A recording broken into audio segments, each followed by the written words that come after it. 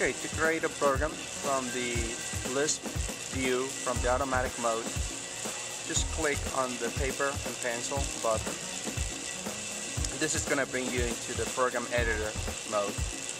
On the left side we have a line of all the different quotes. Right now we haven't set anything. First thing we have to do is set the length.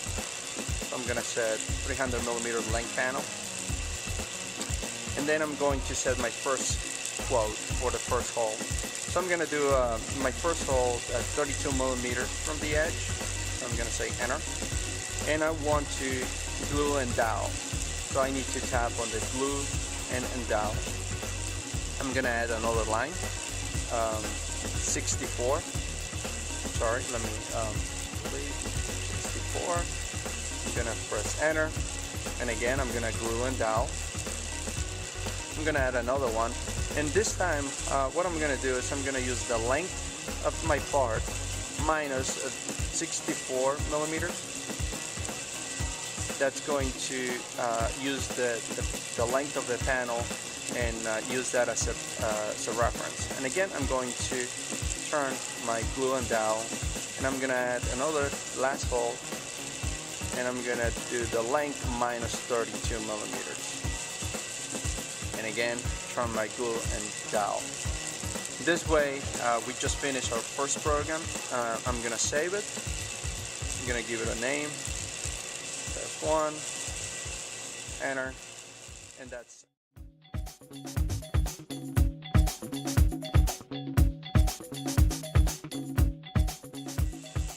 Now, if I want to execute this program we just wrote, I'm going to create a list. So first I'm going to tap on the program, pick my program, test number 1, select that. I want to run one on my S field,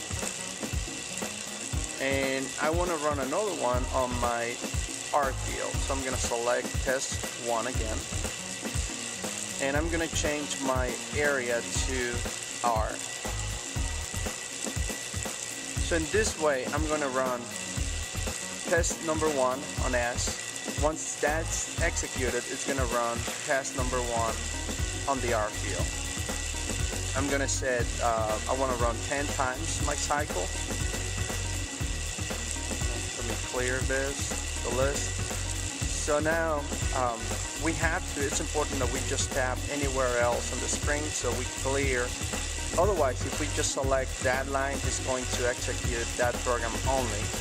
But we don't want that. We want to run the list. So we want test 1, test, and then move to the next line.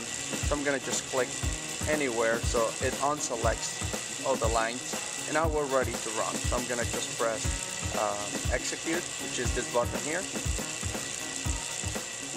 And we're ready to run.